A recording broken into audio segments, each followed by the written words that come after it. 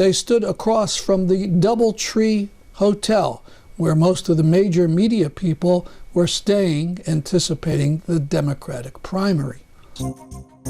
I do not see any reason why, with your support, we couldn't kill this plant this session. Hello, my name is Stanley Heller. Welcome to The Struggle. The Struggle is shown on over 30 cable stations from Maine to New York City, on the internet at thestruggle.org. Today, efforts for Palestine in New Hampshire, the rally against the Killingly, Connecticut fracked gas power plant, and the latest news about what might become a full-scale war between Turkey and Assad's Syrian forces. Following a well-attended meeting of the New England Network for Justice in Palestine, members held a vigil on a main street in Manchester, New Hampshire. They held signs in support of Palestinian justice and Palestinian human rights. They stood across from the DoubleTree Hotel, where most of the major media people were staying, anticipating the Democratic primary. The local NPR affiliate interviewed one of the members, a Palestinian, who was able to inform the reporter about the reality on the ground in the West Bank and in Gaza. Many cars that drove by honked in support. A group purchased 2 billboards to convey these messages for Palestine. We've been covering the killing of Mubarak Soulemane in West Haven, Connecticut. He was in a closed car surrounded by police cars, yet the window of the car was smashed in within 15 seconds, and he was shot dead 15 or 20 seconds later. Some of us appeared at the West Haven City Council again to protest the failure of the council and the mayor to condemn the killing or to call for punishment of a local policeman who apparently smashed in the car window. Next Friday, the 21st of February, there'll be a rally in West Haven starting from the site of the homicide on Campbell Avenue. The people will gather at 4:30 p.m. on that Friday. Environmental news. A series of recent measurements are raising alarm bells about the accelerating climate crisis. Temperatures in Antarctica soared last week to nearly 70 degrees Fahrenheit. The World Meteorological Organization is reviewing the temperature reading to decide whether it qualifies as the continent's hottest temperature on record. Measurements from NOAA, that's the National Oceanic and Atmospheric Administration, meanwhile, show the concentration of carbon dioxide in the atmosphere hit a record high Monday, and last month was the hottest January on record. NOAA says the 4 hottest Januaries on record have all occurred since 2016. Indigenous protests and blockades across Canada have forced CN Rail and Via Rail to shut down huge swatches of their railway lines as First Nations across Canada resist the construction of TransCanada's 400-mile, $4.7 billion Coastal GasLink pipeline. The blockades have crippled rail transportation across Canada as Mohawk and other Indigenous land defenders demand the Royal Canadian Mounted Police, the RCMP, withdraw from the Wet'suwet'en Sovereign Territory in northern British Columbia. Now, video from an excellent rally in Hartford, Connecticut, against a proposed fracked gas power plant in Killingly. Ain't no power like the power of the people, because the power of the people won't stop. What? Ain't no power like the power of the people, because the power of the people won't stop. So I want to say 2 things, one which is painfully obvious and one which is maybe less obvious. So the obvious thing is, why are we here? The planet is on fire. We are fighting literally for our lives, and really not so much necessarily for our lives, for the future of the young people who are here, who could possibly be doomed to looking forward to a future of fighting wars for arable land and clean water. it's also obvious that we've heard that Governor Lamont, an intelligent person, doesn't want an unneeded frack gas power plant that's going to add so much pollution to the air for energy that we totally don't need. So he wants to do the right thing, but we need to help him get there.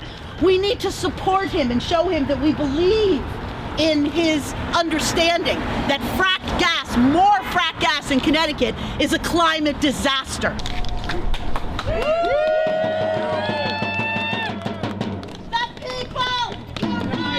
Will never be defeated. The people united will never be defeated. And I definitely want to acknowledge that some of our senators, some of our representatives are taking climate change seriously, but others are not. While some sit there and deny, most others sit there and wait. Wait until we tell them, until we force them really to take action. And you know, something I don't understand is why have we had to push so hard just to have the proposed Killingley power plant maybe paused? Just to have Deep and Governor Lamont say that this is ISO New England's fault. And even then, even in that case, why hasn't the governor stopped the proposed power plant at Yukon, which is completely under state control? Why isn't Connecticut, which is a progressive state, tackling climate change as the crisis that it is? And I asked this at the December 6th rally, and I will ask it again. What don't our political leaders understand about climate change? When the science, the effects, the will of the people, those things are clear. We know what is happening, and yet the political courage to start enacting the change that we know are necessary, that piece is lacking. And so I want to remind our representatives and senators that your constituents care about climate change and that we will do whatever it takes to make sure that immediate and drastic climate action is taken. Thank you. All right, so let's get a chant going. All right. The oceans are rising. The oceans are rising. The people are rising. The people are rising. Said the oceans are rising. The oceans are rising. And the people are rising. The people are rising. All right, you sound good. You sound good. And obviously you can hear me, so that's good. All right, so listen. My name is Ron, and I'm a member of Fridays for Future at Yukon. But I'm here primarily to stand in solidarity with the protesters of Killingley. I'm here to stand in solidarity because what is Killingley? It's a community of activists gathered together, started to build a social movement, waged a protracted struggle, and now the Killingley effort is getting the attention of people across the state and beyond. And at Yukon, Fridays for Future, we're waging our own struggles. Yukon Fridays for Future organized a climate strike on September 20th that gathered over 500 students to demand climate justice on our campus. And we've had many other protests, some hundreds, some hardly even 10. But we have sit-ins as well.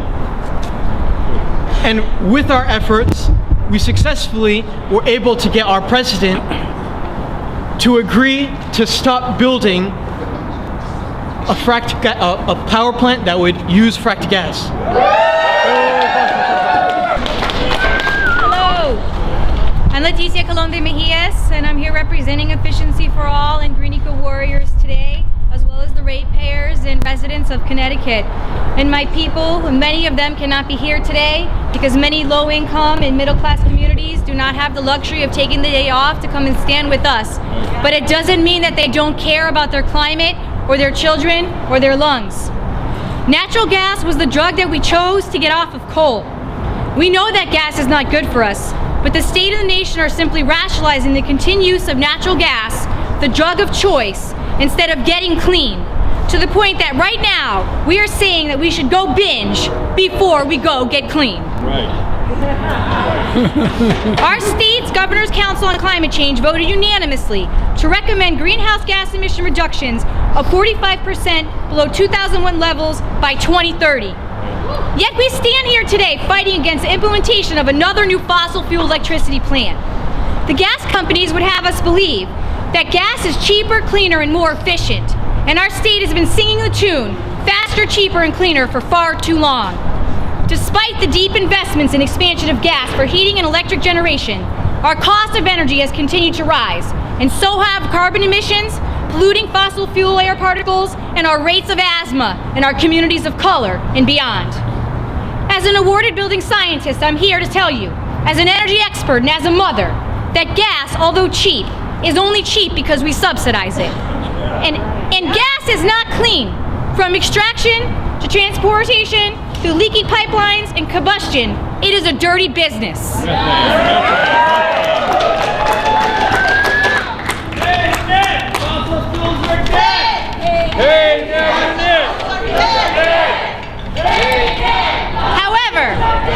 However, they are faster to pollute, faster to explode, and at the end, they are a faster bridge to nowhere. Because the only way we will meet our environmental, energy, and economic health goals is to stop subsidizing fossil fuel and start implementing proven sustainable, effective, and efficient demand reduction and renewable energy programs for all residents of Connecticut. Already, these jobs for energy efficiency support 30,000 local jobs. This is called our Conservation Load Management Fund, and our legislators have continued to raid this fund over the lifetime of the fund 5 times. And in 2017, they took $173 million of our ratepayer funds that could have helped us expand efficiency and renewable resources instead of subsidizing gas pipelines and new gas plants.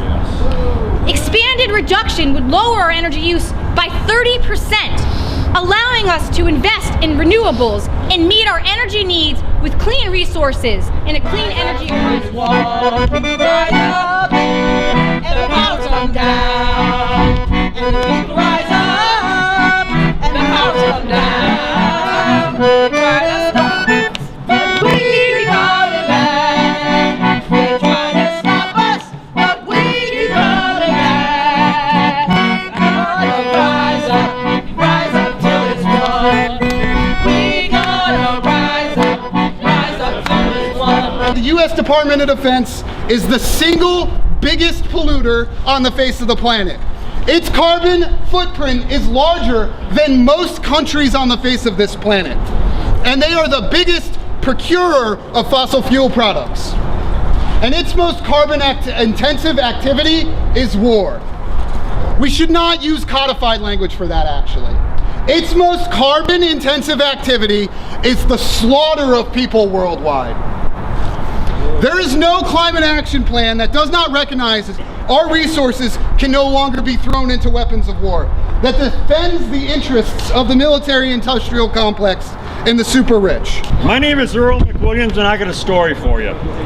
My wife Pam and I have been foot soldiers in 2 hard-fought battles against fracked gas power plants. We used to live in Burrillville, Rhode Island, where after a 4-year struggle, we and thousands of our fellow Rhode Islanders defeated Invenergy's attempts to build a 500 megawatt frack gas monster in a pristine part of our town. Thank you. Now we are engaged in an epic struggle against another monster 645 megawatt frack gas power plant that NTE wants to build a half-mile from our new home in Killingly, Connecticut. And now, after another 4-year struggle, I think that we are about to beat them too. I believe that we will win. I believe that we will win. I believe that we will win. So now we are going to hear from Representative Mike Winkler. Thank you, Representative Winkler. All right.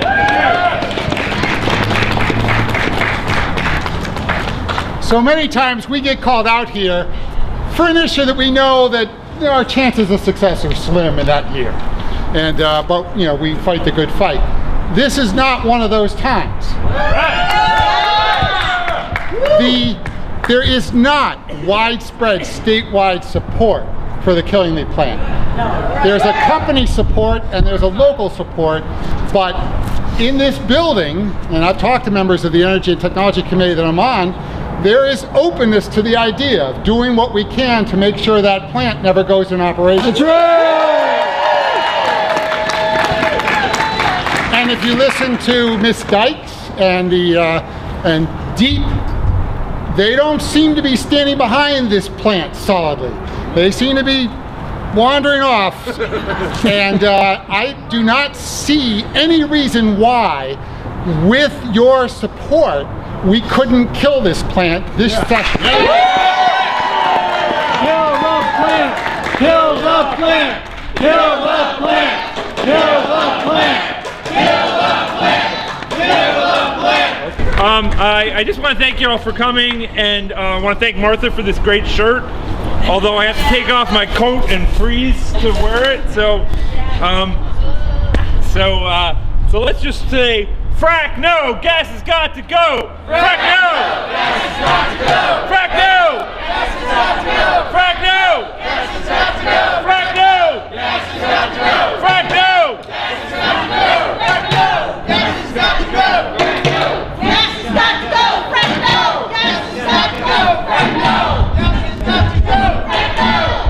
got to go. Frack no. Gas has got to go. Frack no.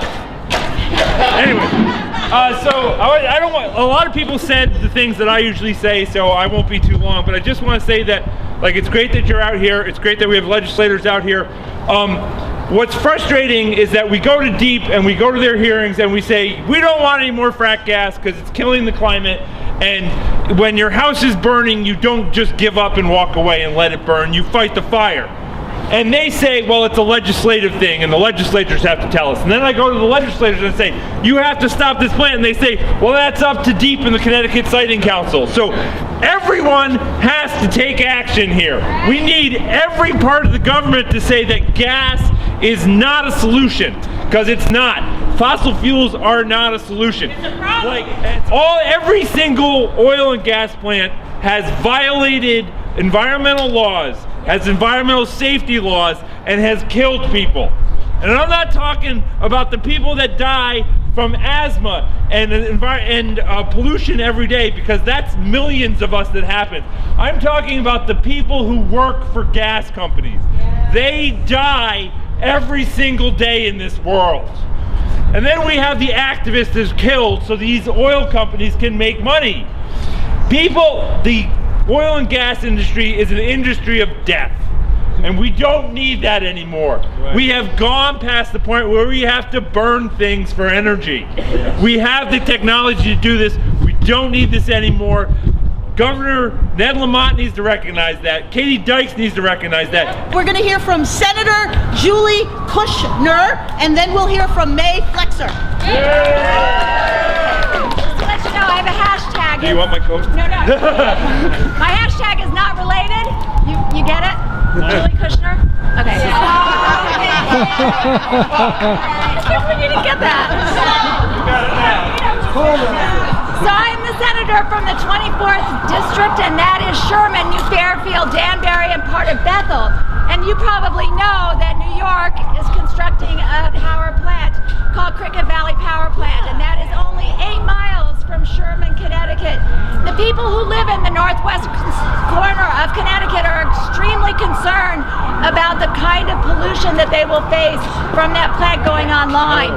So last year we did pass a bill, and it was signed into law that they will begin to do air quality monitoring now, so that we have a baseline to compare, so we know the impact of this power plant on the people of Sherman and the surrounding towns. So I just want to say that we're happy that you're here. There are a lot of people in my district that support what you're doing today, and I know that we need to put the brakes on fossil fuels. We can't move quick enough to do that. So I was happy to be here and represent my district and introduce my dear friend and wonderful state senator, May Flexer. Good afternoon, everyone. I'm so grateful that all of you are here today and that you've been here so continuously in this fight. I have for almost 5 years. And I am so grateful to all of you for being a partner in that fight. We all know for so many reasons why this proposed power plant is not needed and why it's the wrong thing, not only for our corner of the state, but for the state of Connecticut as a whole. Right. Yeah. And I'm grateful that Senator Kushner came here today. Senator Kushner, along with our great colleague, Senator Christine Cohen, who's the chair of the Environment Committee, passed that initiative last year to protect her community. And so at the very least, we should be fighting for those same kind of tests to be taking place in northeastern Connecticut. As you all know, the nearest testing facility is in East Hartford. That is a long way from Killingly. And so, I think that's a minimal demand, but I still think there's hope to stop this power plant. And what you are doing, being here at this Capitol so consistently, is making a difference. Governor Lamont is hearing us. I know the Commissioner of the Department of Energy and Environmental Protection doesn't really seem to think this is such a great idea. We just have to keep the pressure on so that maybe they can use one of their bureaucratic tools to stop this power plant from being built. Line up with our plans for the state of Connecticut to move away from fossil fuels, something we need to do, I think, in a much more rapid way than we're currently doing. Yes. And there's just no reason for this facility to move forward. And so I'm hopeful, because of all of your great efforts, our voices will be heard. Not only the voices from northeastern Connecticut, but the voices of people who know what's right for our environment from all over the state. So thank you so much for being here this afternoon, and I'm hopeful that we're going to win the day and stop the Killingly power plant. And then to talk about social justice expands to other living beings, and other living beings and biodiversity is directly linked to climate change and to protecting our planet. So we need to listen more to the youth as legislators. We need to act. This is what the youth is asking for, action. And action speaks louder than words. So we need to keep the pressure on the governor's office, on the deep, to protect our biodiversity. I'm trying to work on a bill, I'm not sure because it's short session that it will go forward, but it would be a Keystone and Apex Species Protection Act. Why? We're in business with federal waters for energy. That means we have a word as to what happens in those waters. We have a word as to what happens in our forests in Connecticut. Hunting bears is not a solution. Black bears are the most benign animals. They are non-aggressive, and I've actually seen them in the wild a couple of times. And a mother bear brought a cub, then disappeared, and we're like, what's happening? Are we becoming mamas? and what happened? She came back with 2 other cubs. I was becoming one with a tree. I was like, I do hug trees, but this time I was not thinking of hugging. I was just like observing. I was like trying to be silent. And she trusted us. She trusted us. That mother bear trusted us with her cubs. So that says a lot. There was no way, nothing to attract the bear to come here. This was in the natural environment, deep in the forest. So protecting our keystone and apex species is protecting our soil, protecting our water. We need them. So there's a lot of bills coming out for animal rights. Don't forget, it's directly linked to biodiversity. It appears that the latest strategy of the group No More Dirty Power in Killingly is to try to get the legislature to pass a 3-year moratorium on the building of any gas power plant in the state of Connecticut. Sounds like a great idea. Remember, this Killingly plant would spew 2 million tons of CO2 into the air every year.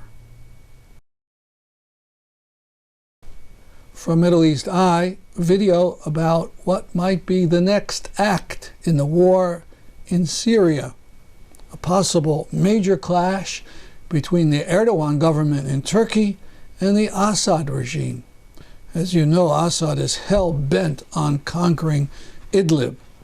700,000 people are running to the Turkish border, and Turkey is afraid these people might try to get into Turkey, where there are already 3 million Syrian refugees.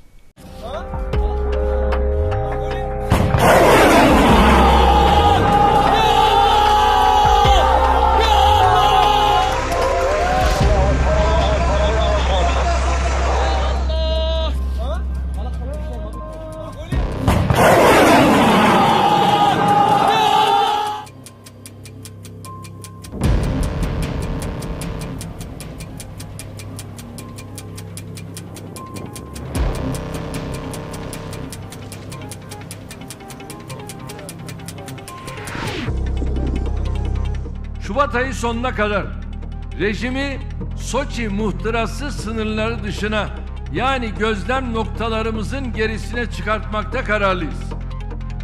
Bunun için karada ve havada her ne gerekiyorsa çekinmeden, tereddüt etmeden, hiçbir oyalamaya meydan vermeden bunu yapacağız. Devlet Başkanı Sayın Vladimir Putin görüşmelerini aldı.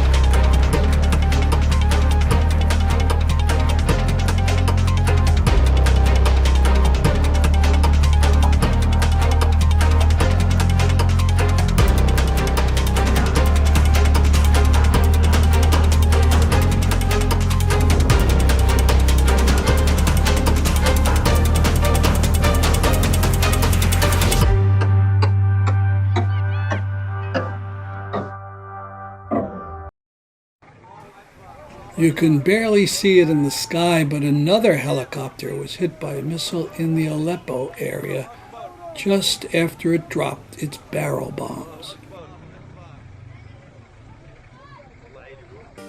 And finally, to lighten the news, some TSVN photos from the opening day of the Orchid Show at the New York Botanical Garden.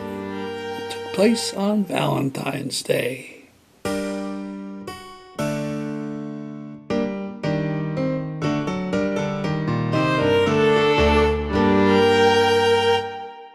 While the Muslim population of India is rendered stateless in the name of my religion. That's our program for today. See you next week at this time. I'm Stanley Heller for The Struggle.